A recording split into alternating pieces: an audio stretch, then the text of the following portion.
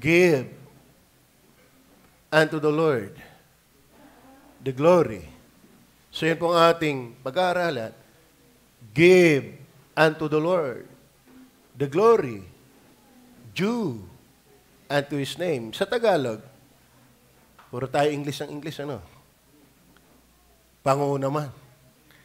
Ibigay ninyo sa Panginoon ang kalawalhatiang marapat sa Kanyang pangalan. So, yun ating pag-usapan.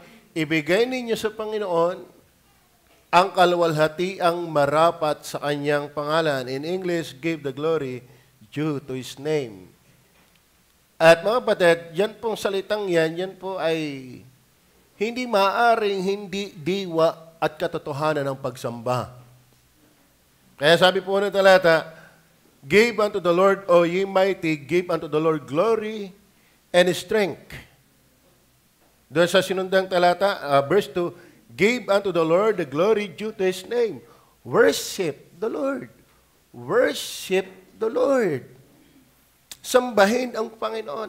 Alam niyo ba mga kapatid, ang pagkakaiba ng hayop at ng tao? Ang tao ay nakakasamba, ang hayop ay hindi. Are you with me?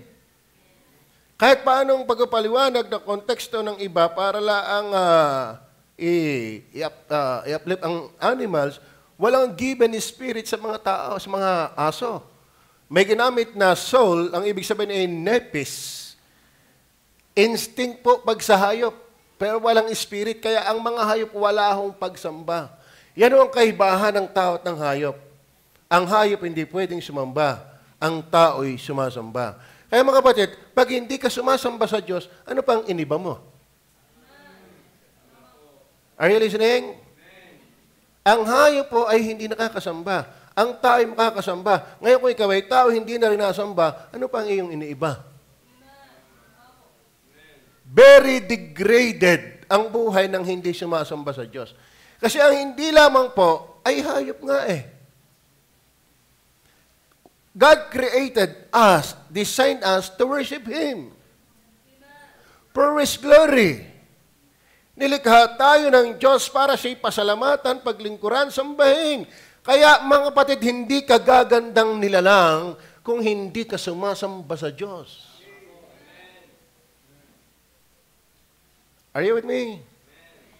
So please lang. Ayaw ninyo magalit ng pastor nyo. But every Sunday na wala ka, hinihila mo ang galit ng pastor mo. Hindi ka nakakatuwa. Amen? Tama. Ay salamat naman. Blessing pala kay Sister Lomi yung matapang ang preaching. Hindi, ang pastor niya may hindi matapang. Sabi nga ni Jade, nasa puso lang yung sinasabi. Are you listening? So, ang ating context, Psalms, kung kayo palabasan ng Biblia, at least lang, magbasa kayo ng Biblia. Sabi ni Spurgeon, ang araw mo ay sinayang mo kapag hindi ka nagbasa ng Biblia. Sinasayang mo ang araw-araw mong pamumuhay kung ang Biblia ay hiwalay sa iyong buhay. Magbasa tayo ng Biblia. Amen? Isa pa rin pagkakaiba ng hayop at tao. Ang tao di marunong ang hayop di marunong magbasa ng Biblia. Ang tao. Ay mga kapatid, maging kakaiba naman talaga tayo sa hayop. Amen. Nagbabasa ba kayo ng Bible? Magbasa kayo ng Bible. Para pag nagpapaliwanag dito, makikita ninyong hindi kayo niluluko. Talagang kitang-kita ninyong nasa Bible nga pala yun. At saka mga kapatid, ginagarantihan ko kayo, iba ang buhay na nagbabasa ng Bible. Kasi hindi nagbabasa ng Bible. Mga kapatid, give unto the Lord the glory due to His name.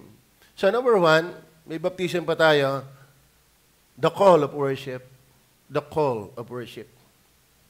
Isalitang, give unto the Lord, ibigay. Tinatawagan tayong ibigay. Give unto the Lord, O ye mighty. Give unto the Lord glory and strength. Give unto the Lord the glory due to His name and to His name. Worship the Lord in the beauty of holiness. That is a calling. Ito'y panawagan, ito'y panambitan na ang Panginoon ay sambahin. Give unto the Lord. Are you with me? Mga kapatid, God created you to worship Him. Ikaw ay ginawang tao para sambahin ang Diyos. Hindi ka ginawang tao para sa mundo. Ikaw ay ginawa para sa Diyos. Lalo kung ligtas ka na. Ba't kayo ikaw ay laging pawala-wala, ay ligtas ka na? Ha? Mahirap bang usapan ang preaching? Lalo kung ikaw'y naturingang nag-aral, hindi niyo ito maintindihan, simpleng bagay lang. Tama ba? Mahirap bang intindihin na mas mahalaga ang Diyos? Mahirap bang intindihin na dapat tayo paglinggo ay nasa bahay ng Diyos? Mahirap ba yon? Pero meron ditong mga makukulit ang lahi.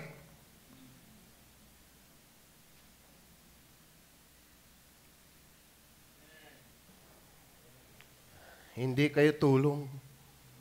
Konsumisyon kayo. Amen? Yung Kristiyanong sanay ng walang linggo, konsumisyon yan. Amen?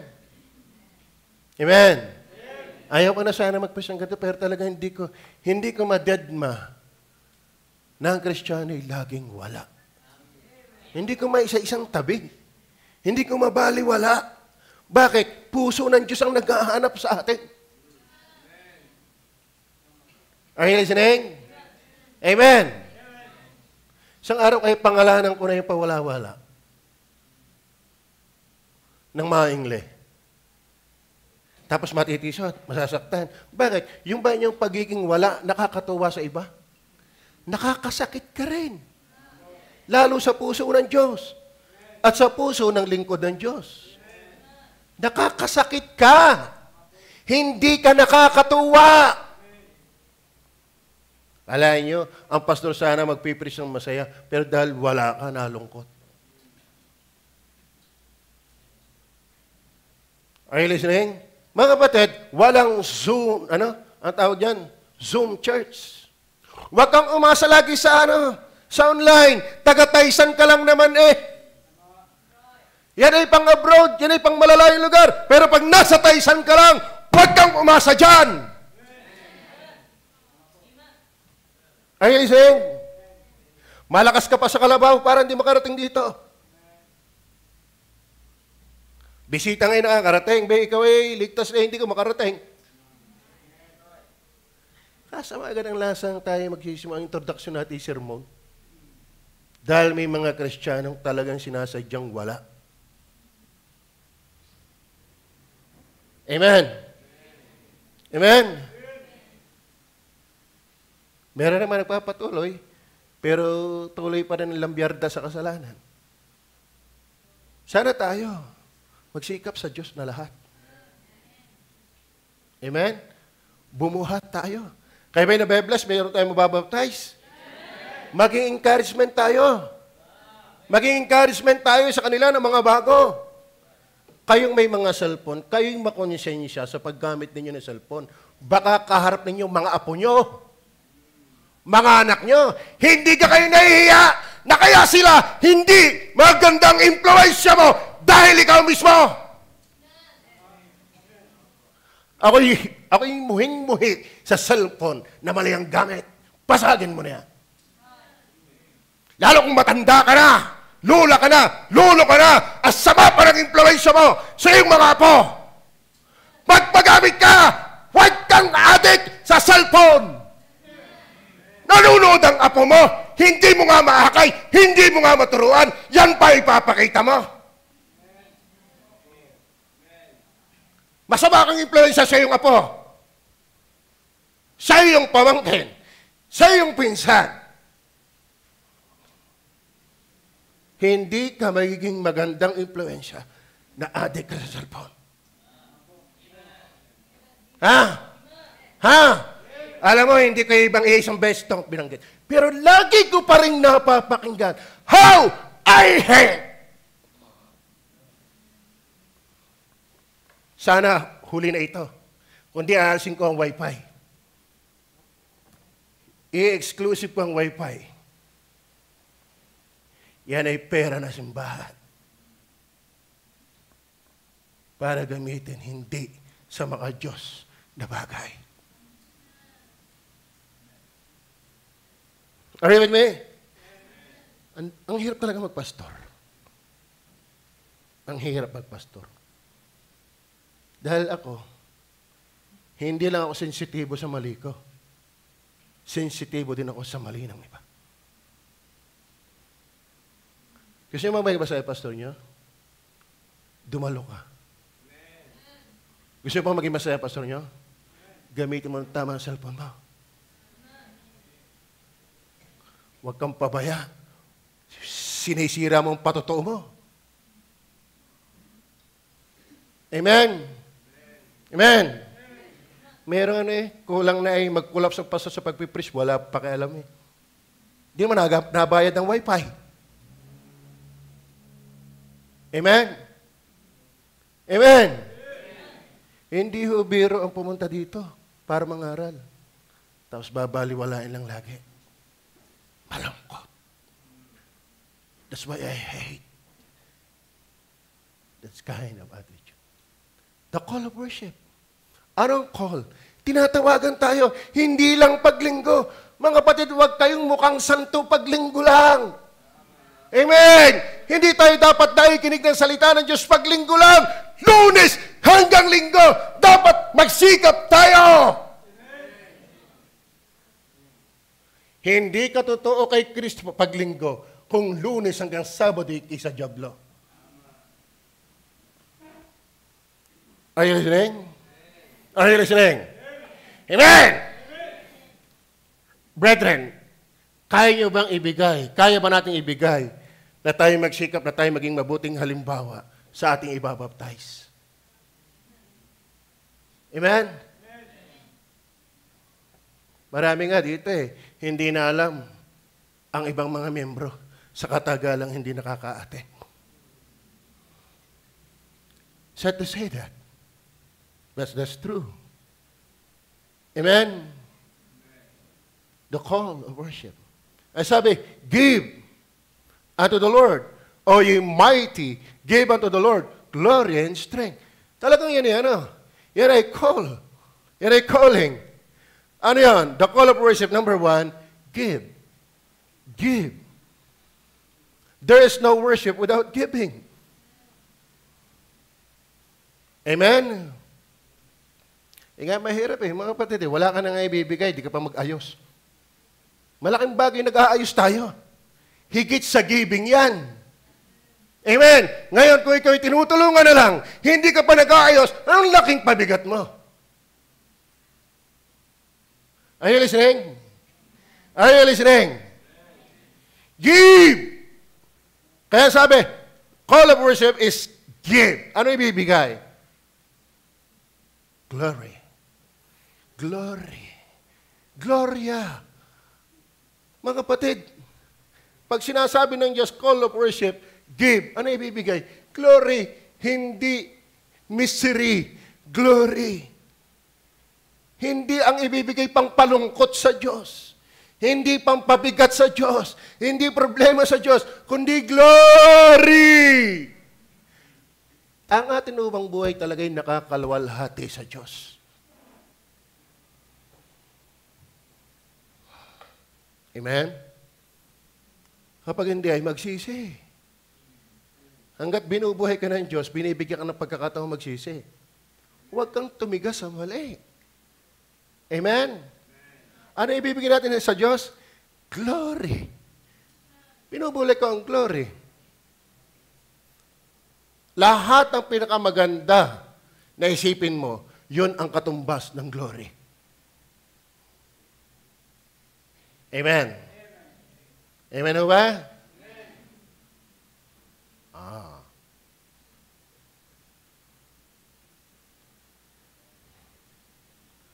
Kung magbibigay ka sa mayor at matutuwa mayor, huwag mong siyang bibigyan ng kinalabaw na pasapasa. Yung bulbog, lamog. bigyan mo siya ng pinakamagandang kinalabaw. Yung pag inamoy ay amoy kabayo. Ay kinalabaw eh. Ibig sabihin, give the glory, mga kapatid. Ay, niwalang deserving ang Panginoon doon. Amen?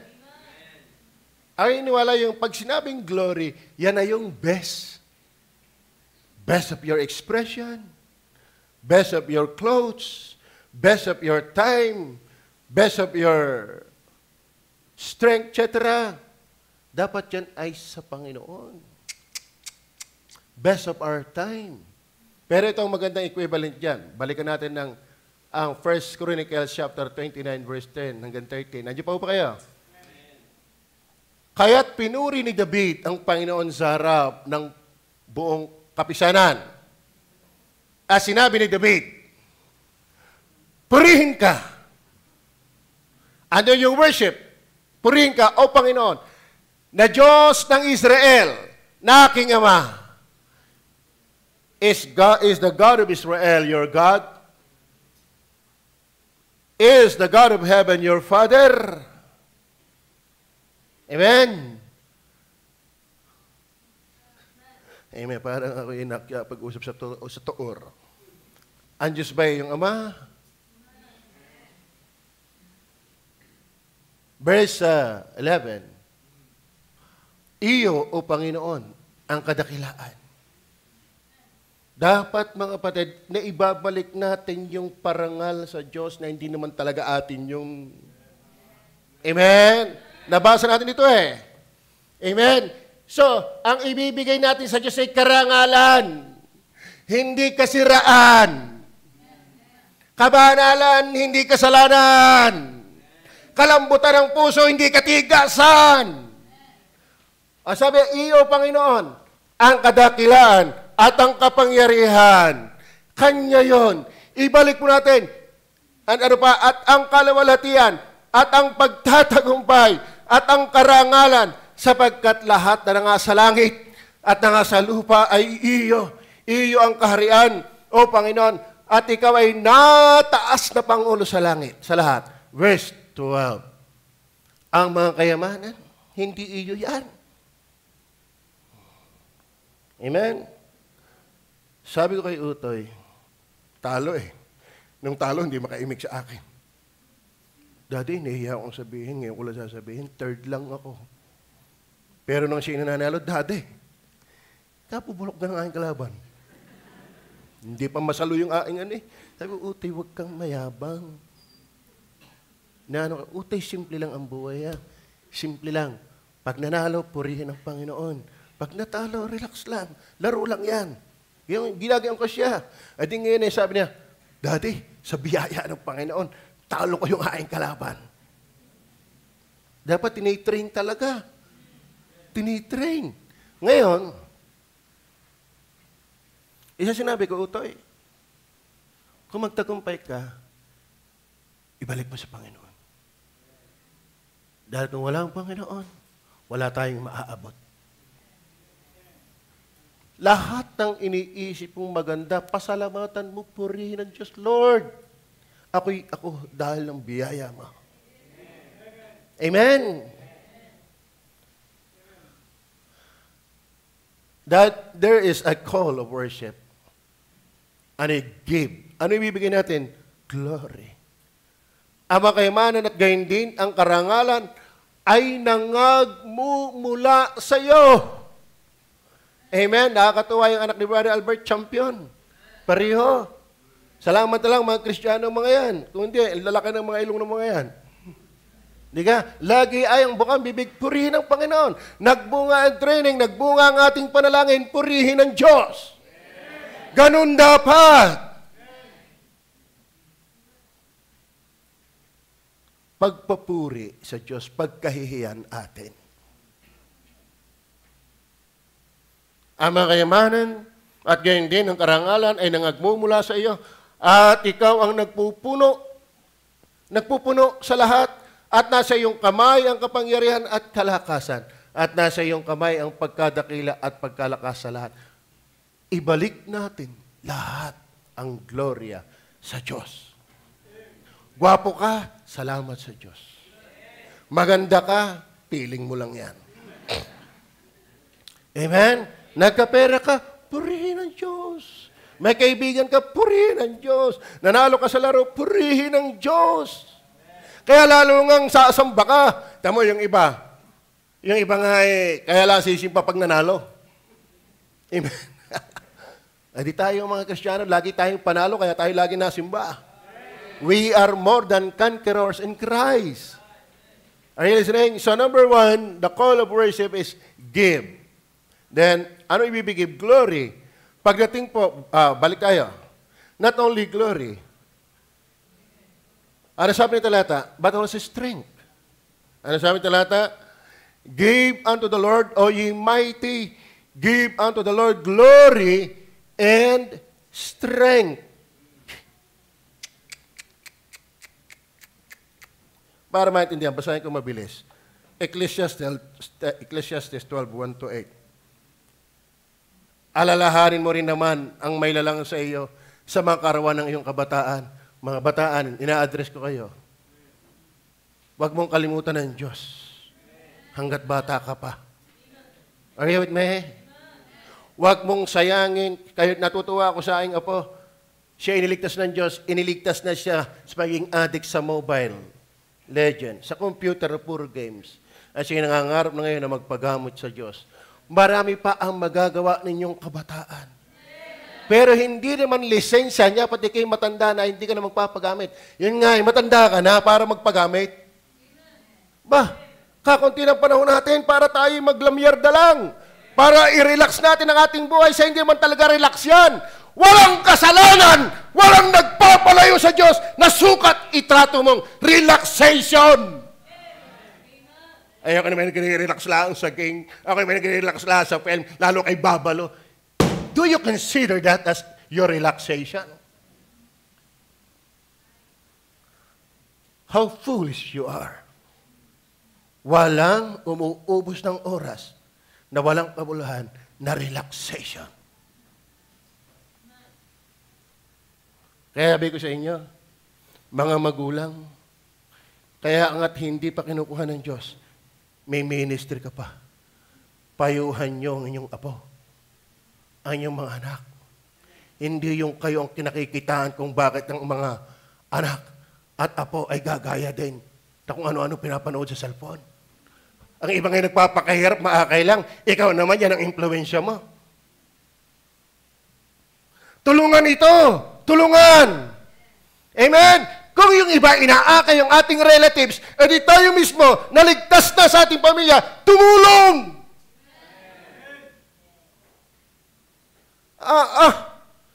Ako'y hindi matatali na hawak ko ang cellphone, na nandiyan sa paligid ang mga tao, kung ano-ano pinapanood ko. Bilang may Holy Spirit, hindi na ako mapapakali niyan. Ngayon ko'y kinaaaliw pa rin dyan. Kahit masama pinapanood mo at may nanonood sa iyo, check yourself. If there is Holy Spirit in your heart, may pakialam ang tunay na ligtas. Are you listening? Amen? Pambira, ligtas ka, wala kang pakialam. Saan nangyari yan? Iba nga, mini-minister ng ating family. Ikaw na naligtas na ang pamilya mo. Ano pang gagawin mo? Nakakalungkot, baka minsan sa ating mga mahal sa buhay, kaya hindi makaligtas. Parang ang nag-aalok ng na pagkain labas sa ilong. Ano ba yun? Kain na kayo. So, bubundutan pang, baka mabahaw at mapanis. Bakit hindi ka seryoso? Alam nyo, may natuktok sa bahay na kaya hindi mo buksan. Parang may nangangamot lang ng aso. Di ka? Kasi yung palang pagkalkal natama sa pinto. So hindi mo buksan kasi sanay ka nang may nangangamot na aso. Pero pagka ang pinto ay ganito. Abay, mahirap yan. Hindi na aso yan. Alam, minsan, kaya hindi tayo seryoso makaakay, para ka lang nangangamot ng aso . Hindi ka naman seryoso. Amen? Amen. Ay, nasabihan ko na ako, kayo hindi nakatapos sa pagsasabi. Anong klaseng pagsasabi? Sinasamahan mo ka ng magandang patotoo? Ha? Walang kwenta yung iyong pagsasabi sa tao na maligtas. Ang buhay mo naman, pahila-hilata lang sa iyong bahay. Paselpon-selpon lang sa iyong bahay. Hindi ka seryoso. Hindi ka seryoso. Ang tunay nag-akin ng kaluluwa, bagay sa pamumuhay, iniigi. Ayun rin. Tatanungin ko kayo dito, yung buong pamilyang Kristiyano, at tatanungin ko, mga anak, ano ang ginagawa ng inyong ama pag nasa inyong bahay? Huwag kang mahiyang sabihin sa akin kung anong ginagawa. Ano kaya sasabihin nila? Lagi yung nasa kwarto, nagsiselfon. Nakakahiya ka. Nakakahiya ka. Hindi ka talaga makakakay pag ganyan. Amen? Amen? Amen! Ba't wala na amen? Pag tinatamaan, lalong amen, hindi mahalata. Ang sutil kasi natin. Para hindi tayo mangaral ng ganito. Ayos rin. Hulaan mo yan. Hulaan mo yan. Mamamatay ay gayang pa rin ang buhay. Amen. May magaling pa ang baboy pag pinatay na apritada. Nalilit yung kawali. Ay, ikaw. Yung kakain sa iyo. Tama ba? Kaya mabuhay tayo may silbi para sa Diyos. Tama ba? Mabuhay tayong may silbi para sa Diyos. Yung totoo, yung reality. Hindi yung gaya-gaya buntot maya. Sinsiro! Ramdam naman ng tao yan pag sinsiro ka. Amen. At ramdam din ng tao pag hindi. Amen? Alalahanin mo rin naman, ang may lalang sa iyo, sa karawan ng iyong kabataan, hoy, hanggat bata ka pa, alisin mo na ang iyong mga buhay sa mga nagsasaya na iyong lakas bago dumating ang masamang araw. Ano yon? At ang mga taon ay lumapit. Ano yon? Pagka yung sasabihin, wala akong kaluguran sa mga yon. No. Bigla naman sa binigyan mo ng kotse. Yung ay nabinta na. Anong ganda ng kotse kung nabinta ka na? Hanggat malakas ka pa, gunagunahin mo na. Amen. Verse 2. Bago ang araw at ang liwanag at ang buwan at ang mga bituin ay magdilim at ang mga lapaap ay magsibalik pagkatapos ng ulan. Ibig sabihin, hanggat nakakamulaglag pa ang mata mo. Basang araw, pati araw ay hindi mo na makita. Ano? Sa karawan na ang mga tagapag-ingat ng bahay ay nanginginig. Ano yan? Manginginig. At ang malakas na lalaki ay mapapayukod. At ang mga manggigiling. Ibig sabihin, hanggat malakas pa ang tuhod mo. Magpaghamit ka na. Hindi isang araw eh. Uupo ka pala, kaya pati tuhod din nangangatal na rin. At saka ano pa? At ang mga manggigiling ay maglilikat sapagkat sila'y kaunti. Ibig sabihin, hanggang buo pa ang ngipin. Brother Rani, exempted ka na dyan. At yung nagsisidungaw sa mga dungawan ay nangasisilaw. Ano pa? At ang mga pintuan ay sasarahan sa mga lansangan. Pagka ang tunog, yan, ang tunog ng giling ay humina. Hanggat ikinakakapakinig pa, yun. Hanggat hindi ka pabingin, makinig ka na ng preaching. There is a call of worship. Give, glory and strength. Huwag yung malabo ng mata, di na makatayo, wala nang ngipin, bingi na. Eh, ang sasabay, ay, kumusta ka? Ano ako? Ako'y matagal lang naligo. Minsan sa alay, para yung yung umuwi sa bahay, ikay kumain na. Ay, ikay kumain na doon. Ikay pagod. Sabi naman ng sinabihan sabay ulit sa walay galit kayo. Yan, mahirap na. Tabing silangan ng lipon. Sa may hulit sa walay galit kayo. Pero sa totoo pinakakain, kain na to, tiki, pagod na pagod. Eh, sabay bato na kanyang hinuli. pambihira sa may hulit sa walay, galit. Hanggat ikiayos pa ang pandinig mo, magpagamit ka na. Amen. Hindi ako nga nabibingin na din eh. Amen. Lalo pag ako sinisingil. Ano? Laksan mo, di ko marinig. Amen. At lahat ng mga anak na babae ng tugtugin ay mabababa. Di ko na inisa-isa po yan. May kanyang exposition yan. Verse 5. Oh, sila yung mga tatakot sa mataas yan. Pag naedad na, nalulula na. Kaya habat hindi ka pa maluluain, masulwining ka na sa kabundukan. Second floor, mag-akay na bakit darating panahon. Ultimo, ikalawang baitang, nalulula ka. Bakit? Iedad tayo. Kaya give our strength. Give glory due to His name and our strength. Yung pagsimba at matanda ka na, pwede ka naman kaunin. Ibigay natin ang lahat ng nalalabi. Amen? Give unto the Lord glory due to His name. Ano pa? Sila ay mga tatakot sa mataas. Sino dito yung takot na sa itaas? Sino dito yung kaya pang umakyat ng second floor? Na biga pa lang, wala pang sahig. Biga. Second floor sa biga. Ay, ari nga, itong posting ito, tinitingnan ko lang para nahuhuwang ang aking dugo eh. Ay, yung ano yan. Tapos nakita ko pang may nagkakabit. Ako'y talagang hindi makatingin eh. Aramdam ko yung ako'y nahulog na. Ay, ako'y nanonood pa lang sa itaas. Eh, di lalo, sa totoo, ano kayang sakit yon? Iniisip ko lang ako'y nasa itaas, ako'y nalulula na. Ano yung tawag na yung sakit na malulalain? Ano? Ganun lang yung kasimple, Pastor. Sila'y mga tatakot sa mataas at ang mga kakilabutan ay mapapasadaan at ang puno ng almendro ay namumulaklak at ang balang ay magiging pasan. Kalahin mo yan? Ganggaan ng balang, hindi mo mabuhat?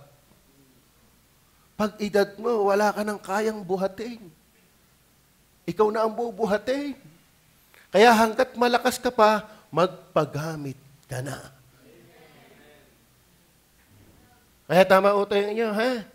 Kayo naligtas, tama ng computer game. Kung kayo inihila sa computer, manood na lang kayo kay Piper, kay Paul Washer, kay MacArthur.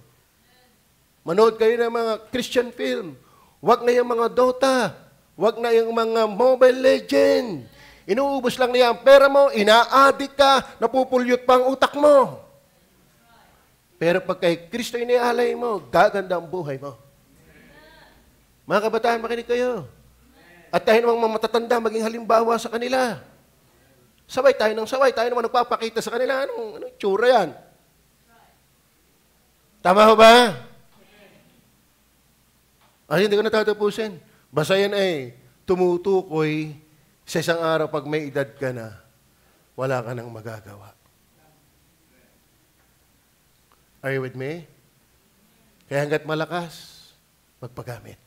Then number 2, not only give, ano ibibigay? Glory and strength. But also, tingnan niyo po ang verse 2. Balikan natin. Give unto the Lord the glory due unto His name. Worship the Lord in the beauty of holiness. There's a call to worship. Ano yun? Anong response sa call? Give, and then godliness. Godliness. Are you with me? Lahat tayo magsikap maging makadiyos. Lahat tayo magsikap sa kabanalan. Hindi madaling magpakabanal. Dahil hindi rin garantisado na ikay banal pang labas, ay banal ka nga. Kasi pwede ikay mukhang maayos pang labas, pero meron nang nagahari sa iyong utak na masama. Pwedeng pang labas ay ayos, pero pang loob ay hindi. Ang kabanalan ay hindi lang panglabas, maging pangloob. Ay hindi ubiro ang buhay Kristiyano. May labanan talaga. Amen? Opo, marami yung nagbabagsakan na pastor sa babae, sa immorality. May mga workers ding bumabagsak. May mga choir members din dati na hindi na ngayon choir members. Bakit? Nahila na ng kasalanan. Nilalaspag na at niluluray-luray na ni Satanas. Hindi biro ang labanan. Hindi biro ang labanan. Laban sa hila, impluensya ng kasalanan, hindi biro yan. At maraming humihila sa atin para magkasala. But sabi ng Bible, give unto the Lord glory and godliness. Ano sabi doon? Give unto the Lord the glory due unto His name. Worship the Lord in the beauty of holiness. Talaga ang beauty ay holiness. Hindi yung pinatangos na ilong. Milyon kung gumastos. Makapagpatangos lang ng ilong. Ay, masaya na kahit garne. Ang mahalaga, pababa ang butas. Yung pag umulan, hindi rin nakakasanghab. Amen? Kakalungkot yan, no? Hindi matanggap yung disenyo ng Diyos. Parang bumili ng motor. Ang binili ay Honda 155. Aba, isang buwan pa lang sa kanya, mukhang bike na eh. Hindi na siya sa design. Gumawa ng kanyang design. Nawala ang body, puro skeleton na lang. At saka makina. Ay, gusto pa yung gayo. Tama naman, hindi ko may spelling. Are you with me? Di ba alibaga, nung bumili ng 175, abay, nung magtagal ay naging truck. Maganda sana kung gano'n na nangyari, pero hindi, naging mukhang tikling. Mga kapatid, ang tunay na ganda ay nasa kabanalan. Bakit? Ang Diyos ay nasa kabanalan. Are you with me? Amen. Kung tayo nagkamali, kahapon yun. Magsisi, bangon. Ikaw ay nagpabaya sa Panginoon. Kahapon yun, bangon. Hanggat binibigyan tayo ng Diyos ng pagkakataon, hindi dahilan ang kahapon para hindi maging magandang ngayon. Tama ba? Romans chapter 12, verse 1 and 2. Bibilis lang ako, pakibilis lang.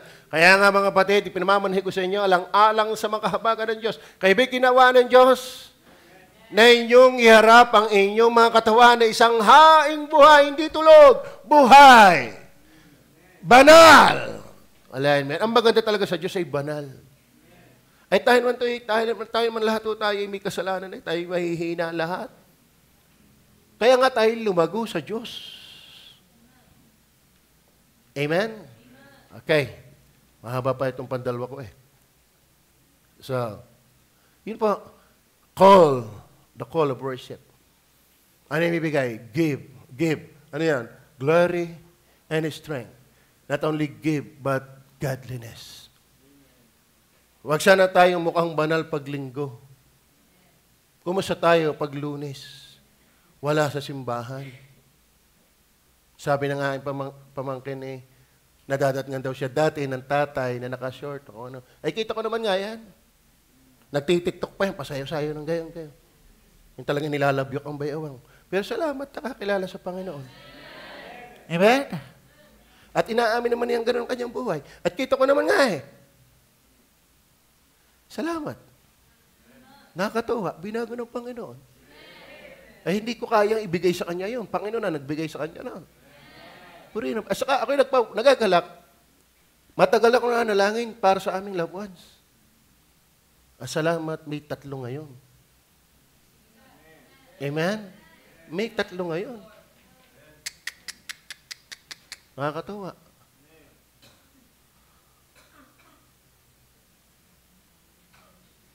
Sana hindi lang tayo mukhang santo pag linggo. Amen. Mas kailangan nga tayong maging banal pag Lunes hanggang Sabado. Dito kasi tayo, magkakakilala na tayo dito eh. Pare-pareho tayong ilaw. Tama? Bagaman na iba sa inyo, namumundi na. Pati mata, mumundi na eh. Ba't ang akin lang sinasabi, mas maka-appreciate ang iyong Christian life pag ang kasama mo'y unbelievers. Kumusta tayo pagka tayo ay nasa trabaho na? Nasa schools na? Nasa yung ginagalawan? Ikaw ba talaga Kristiyano? May makadiyos ba tayong buhay?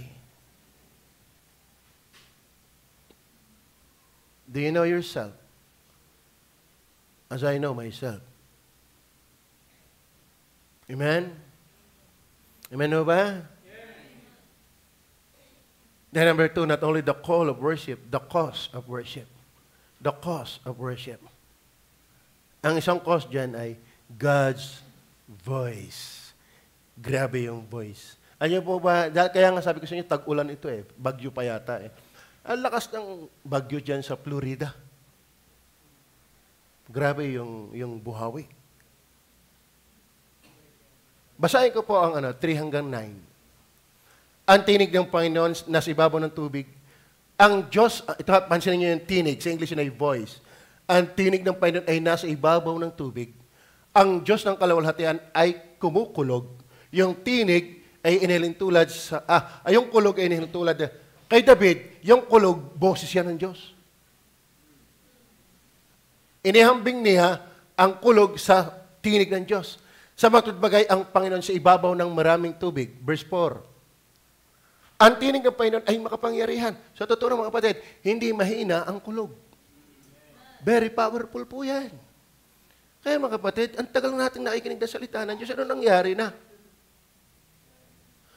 Nakakita ako ng isang tao, kadais lang na tinamaan, ay may impact. Kadais lang, hindi masyad tinamaan, may impact eh. Tapos ikaw narat nga ng salita ng Diyos nating happen. Paano yan? Hindi mahina ang kidlat. At saka ang kidlat, yan ay literal. Totoo yan. Real yan. Ang tinig ng Panginoon ay makapangyarihan. Ang tinig ng Panginoon ay puspos ng kamahalan. Verse 5. Ang tinig ng Panginoon ay bumabali ng mga sedro. Cellphone lang, hindi pa mabali. Sedro nga'y kayang baliin ng kidlat. Kaya yung cellphone mo, maling gamit ng cellphone, hindi kayang baliin ng Diyos, tunay ka kaya? Nakakita ko ng puno, pag tinamaan ng kidlat, bali!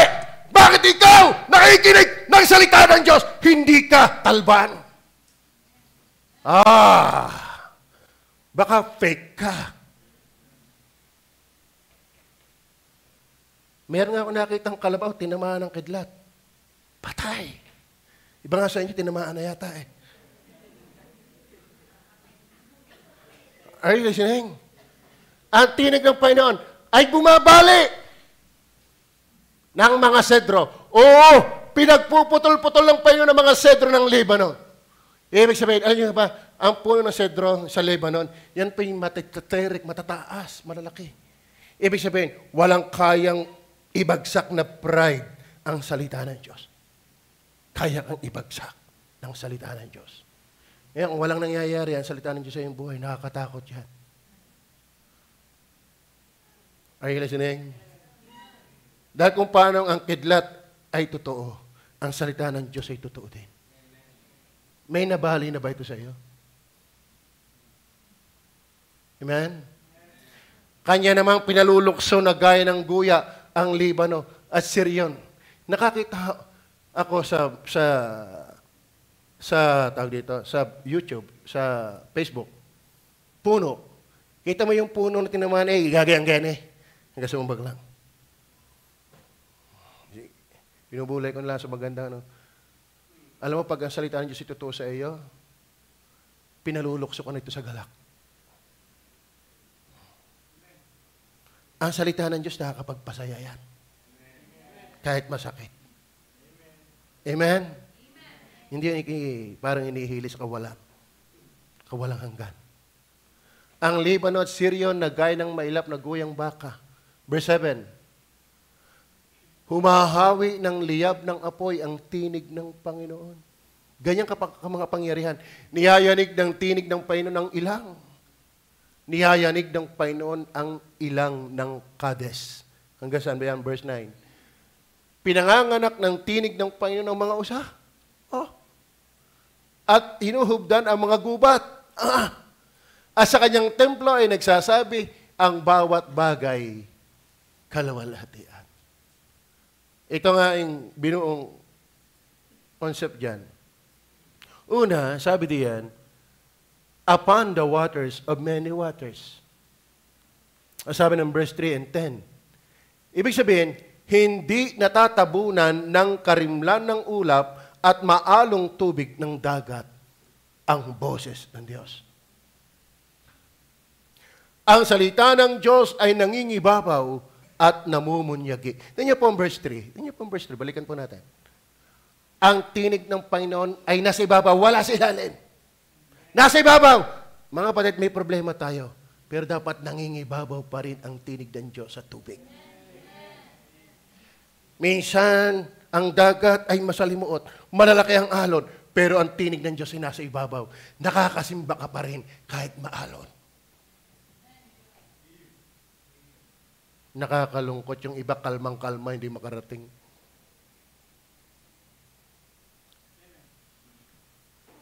Sabi niya, ang tinig ng Panginoon ay nasaan? Nasa ibabaw ng tubig. Ibig sabihin, namumunyagi, nangingibabaw. Yun ba'y totoo sa atin? Totoo ba sa atin yun? Dahil ang kulog, mga kapatid, basahin mo ang kulog, at tingnan mo ang kulog, ay yung kidlat. Sadyang kidlat ay wala sa ilalim ng tubig. Nasa ibabaw yun. Pati yung flash ng kanyang light, nagre-reflect sa ibabaw ng tubig. Kaya dapat ang salita ng Diyos nasa ibabaw ng tubig. Amen?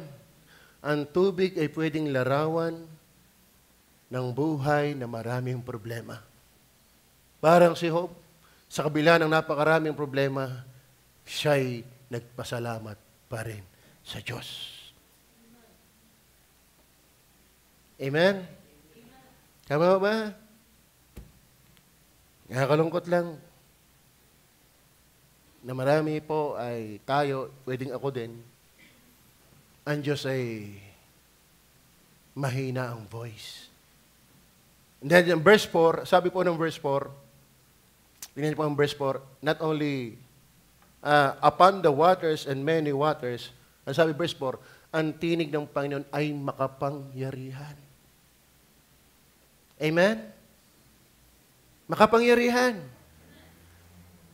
Tinig ito ng Panginoon Word ito ng Panginoon Minsan, lumapit yung senturyon sa Panginoong Hesus.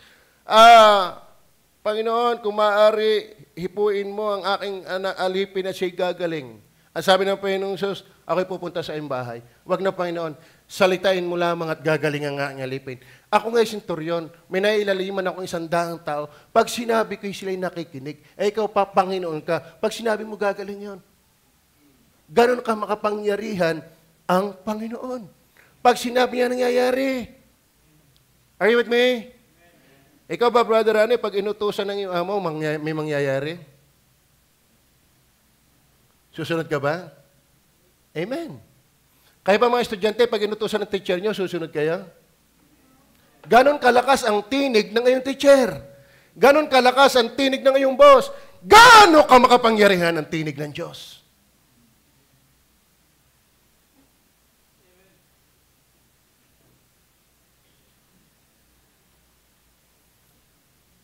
Amen? Hindi nga. Napakinggan niyo ba ang tinig ng Panginoon ngayon? May naiaayos ba ang Panginoon? Malakas ba yan? Wala akong nakitang kidlat na mahina. Kaya nga may kabuti.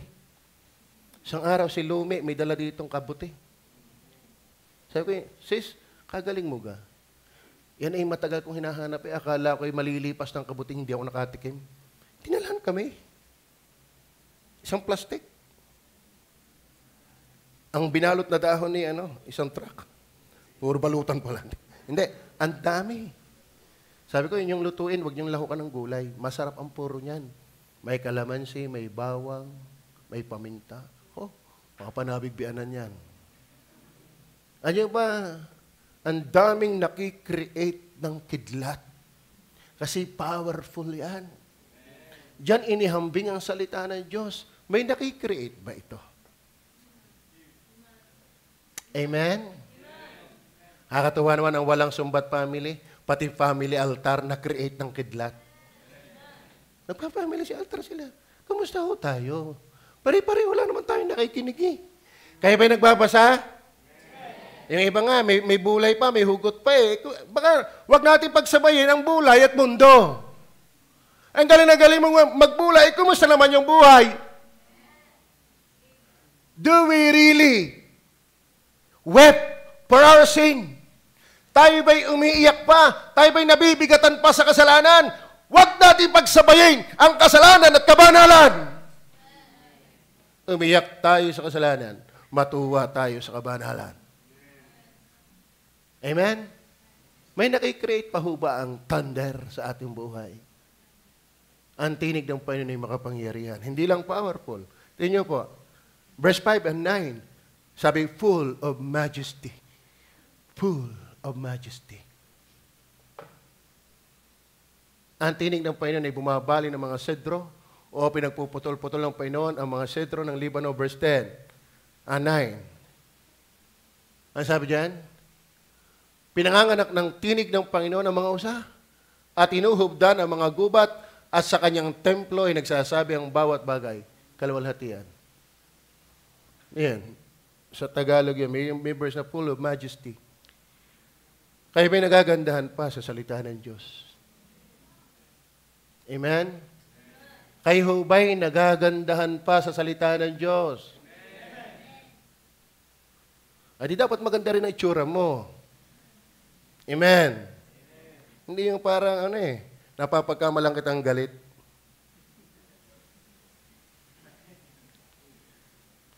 Alam niyo po, ako ay aware dyan. Pag ako nakikinig ng Word of God, ang kwento ko nga sa inyo, minsan lang ako. Nung ako'y bago pa sa Panginoon. Yung akin nilang upuan pala hindi naiimis. Pero buhat nun, hindi. Kahit sa prayer and fasting, wala kaming kain doon. Ako'y hiyang-hiya. Nabigyan ko ng ganong asal ang Panginoon. Are you with me? At saka ako'y natutuwa, ako'y naka-attend uli ng BBF, ako'y tuwang-tuwa. Ako'y sabik sa fellowship. Tapos ang ganda pa ng mensahe na ipinirich ni Pastor Hernandez tungkol kay Timothy. Sabi ko, Lord, salamat ako'y naka-attend. Kasi walang kuryente kaya ako'y napilitan na sumama. Ay, ano gagawin ko din Hindi ako'y mauuong din Si Romel, natira din takot na takot doon sa bata. Siya daw, baka magpakita sa akin yung bata. Hindi doon niya alam kanyang gagawin Yung pa si Romel pala takot. Di kayo mapagmahal ka sa bata, di alagaan mo yon. Di ka? Then number 2, not only God's voice, the cause of worship. Ay ba, dapat ang humihila sa atin para tayo sumambay yung kanyang salita. Ito ay upon the waters and many waters. Ibig sabihin mga kapatid, ito ay sumasapaw, umiibabaw kahit sa ating mga pagkukulang at mga problema ng buhay. Dapat ito ay powerful. Dapat ito ay full of majesty. Amen? Nakakatuwa ang taong blessed na blessed pa sa salita ng Diyos. I salute you. Then letter V, the call of worship. The cause of worship is not only God's voice, but governance of God. Verse 10, tingnan po ang verse 10. Same chapter. Ang Panginoon ay naupo sa baha na parang hari. Kita mo ang Diyos po'y sumasapaw sa baha. Hindi siya ilalim ng baha. Hindi siya kontrolado ng mundong ito. Hindi siya daladala ng trend ng mundong ito. Ang Panginoon ay naupo sa baha. Ang Diyos hindi daladala ng agos. Ang Panginoon ay nauupong parang hari magpakailanman. Mga batid, gave unto the Lord due unto His name. That is a call of worship. And the cause of worship is that God governance. Ang Diyos ba'y hari? Gaano katagal ang paghahari niya? Hindi paglinggo lang. Amen? Sana siya'y hari, hindi paglinggo lang. Tama. Mamaya, bukas, sino pa din ang hari natin? Oh. Salamat pagdating sa langit, nando na yung tunay na completion. Pero tayong lahat dito sa lupa ay struggle. At ang panalangin natin, sana talaga ang Panginoon ay hari ng ating buhay. The cause of worship, then finally, the consequence of worship. Hindi karma ng worship. Huwag kayong maniniwala sa karma, pang mangkukulam yan. Pag ikaw ay Kristiyano na, baptist ka pa, huwag kang salita ng karma. Kalma. Kalma ka lang. Huwag karma. Ang sa atin ay consequence. Pag ikaw ay tumalikod sa Diyos, papaluin ka ng Diyos. Pag nagsisikap ka sa Diyos, pagpapalain ka ng Diyos. Ano sabi ng 11? Tingnan po natin 11. Are you there? Ang Panginoon ay magbibigay ng kalakasan sa kanyang bayan. Pagpapalain ng Panginoon ang kanyang bayan ng kapayapaan. Kapag tayo ay napapalagay yung give to the Lord due to His name, yan ay call, meron niyang cause, then meron niyang consequence. Mga kapatid, hindi biro ang salita ng Diyos kapag itinananaig sa ating buhay. Amen? Si Kuya Boy nga naman meron ng service Alam mo yan. Yan ang pinagpalang tenant. Kasama si Ate Dita sa kanyang kotse.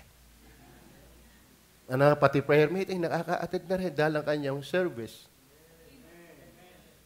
At ang iniwala, lahat tayo magtapat, ang Diyos ipagpapalain kayo. Amen? Yung nga nagpapabaya, hindi pa rin pinababayaan ng Diyos, di lalo hindi nagsisikap sa Kanya. Sabi, ang Panginoon ay magbibigay ng kalakasan sa Kanyang bayan. Kayo ba'y bayan ng Diyos? Kasi hindi mo naman kayang tumugon sa Diyos kung hindi ka sa Diyos. Pagpapalain ng Panginoon ng Kanyang bayan ng kapayapaan. Amen? Sana mayroon ditong talagang pagpalay, wala nang lugaran. Isa din si Makmak. May branch sa Manila. Cambrasa branch. Sa Taiwan. Sa Singapore. Ang daming branches. Ako'y masaya para sa inyo pag kayo pinagpala. At alam niyo ba, ako ang pangarap ko, kayo'y pagpalain. At ako sa akin, sapat na yung okay, may mga books, may bahay na ayos din naman. Mangangarap ng malaking bahay kami tatatlo. Si Madam nga, ari lang ay hirap na maglinis. Alam mo, simple lang ang aing buhay. Mas masarap nga maging aim mo sa buhay, ikay makatulong. Yun ang pangarap natin. Huwag tayong mangarap ng maraming pag-aari. Tayong mangarap na marami tayong matutulungan. At mabuhay tayo ng sapat lang. Yung hindi tayo napalyan ng pagkain 3 araw, nakakatulog ng masarap, 3 ang laptop, 3 ang... Simple lang. Ang bakuran ay 100 hectares. Dahil minsan minsan ako'y nakasama sa transaksyon. Ginalaw ako, Pastor, ikaw ba'y handa ng tumanggap ng 1.3 trillion? Sabi ko, yabang naman, Ay, malay mo ka, Pastor, panggatuloy yan, Ikaw ba'y handa na? Nalilito na agad yun ang pag-iisip. Baka kami mag-away na mag-asawa namin din. Baka kung saan-saan gastusin, kung gagas. Iniisip ko lang ba ako nalulula na hanggang sa dumating ang isip ko. Ang gusto ko ay simple lang. At kung ako'y marami, ititiraan ko si Jumuel at ang aking asawa pag ako'y namatay at ang iba itutulong sa mission. Kung maaari ako ay magpa-scholar ng mga estudyanteng walang kakayahang mag-aral. Simple lang. Bakit? Ang masarap talaga, mayaman ka muna sa Diyos. Yun lang. Ako'y natutuwa naman sa aking asawa. Kahit pag tag-ulan doon naulan sa labas, naulan din sa loob. Pero salamat man ang aking asawa ay hindi demanding. Nakakaintindi rin. Mahirap ay pagka bili mo ko yun, bili mo ko yan. Ha? Tatanananatananan. Are you with me? Mangarap tayo na tayo ay panggamit ng Diyos. Bigyan lang ako ng paino ng isang bungalo, 3 Montero, 2 BMW, 2 helicopter, 3 farm. Simple lang ang pangarap ko sa buhay. Simpleng-simple lang. Nagulat ako doon sa galaw eh. Anong gagawin mo? Kung halimbawa 1.3 trillion, may labis na 50 billion. Ibibigay ko na sa church yung 1.3, akin na lang yung 50 billion. Bigyan ko sa inyo, lahat ng mga membro may saklay. Ginto. Hindi na para sa sarili. Lalo to kayo may edad na, 54 na, para saan pa yun? Di yung mapasaya mo yung marami. Iniisip ko agad ang Good Shepherd. Iniisip ko agad yung lahat ng mga pastor natin sa prayer and fasting. Pero nang nangungulto sa akin, babalatuhan ko na lang, babalatuhan ko. Bibigyan ko rin ng kaunti, kahit mga 1,000. Huwag kayo magkikimkim ng galit sa inyong puso. Hindi ka pagpapalain ng Panginoon. Pero binibigyan ko lang halimbawa, malay may matuloy. Amen? Bibilhin ko ng lahat ng lupa ng Taysan. Gagawa tayo ng school. Amen? Binibigyan ko yung ilang bawa. Minsan nangangarap ka palang nagbabackslide ka na, di lalo kung nasa iyo na yan. Maganda sana, wala pa sa iyo, alam mo naman yung gagawin mo. Para sa kaluwalhatian ng Panginoon. Kayo mga nag-aral, pagtatapusin, nakakalungkot, meron nag-aral, elementary pa na andito, nag-high school, nag-college, nagkatrabaho, na magkatrabaho na, wala na. Wala na. Hindi ko na nakikita ni Anino. Wala man lang paramdam, dahil pa ng multo. Magaling pa ang multo, nagpaparamdam. Pero ang Kristiyano, nakakalungkot. Nakakalungkot. Ako ang nagtanim, ako ang nagbayo.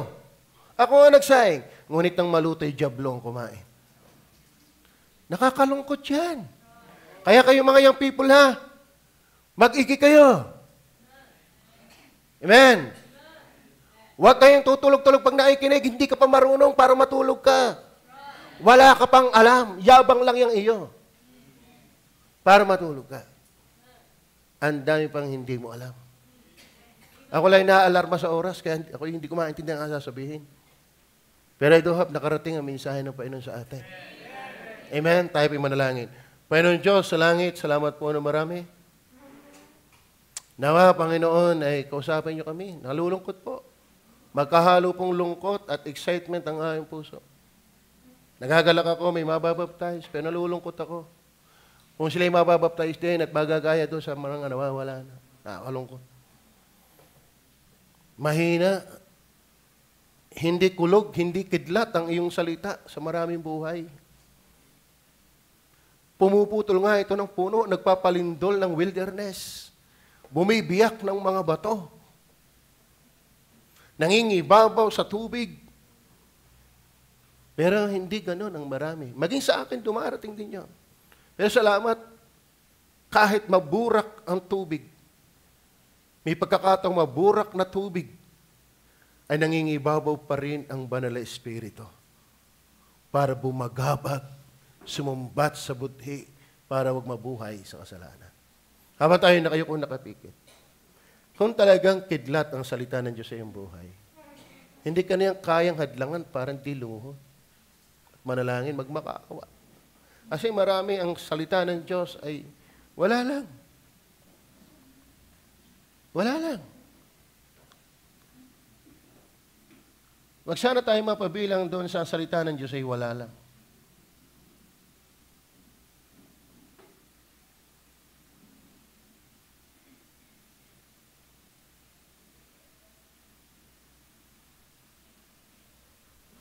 Panginoon Diyos, Pakipagpala niyo po ng mga salita mo, Panginoon. Give to the Lord due, glory due unto His name. That's the call of worship. And there is a cause of worship. And there's a consequence of worship. Ang iyong salita ay hindi natatapo ng wala lang. Ito'y bumabalik na may bunga. At nakakatuwa doon sa nadadat nga ng kulog na nag-create ng kabuti.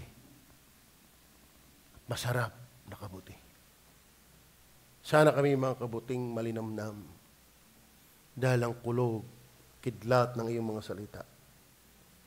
Pagpalaan niyo kami sa pangalan ng Panginoong Jesus.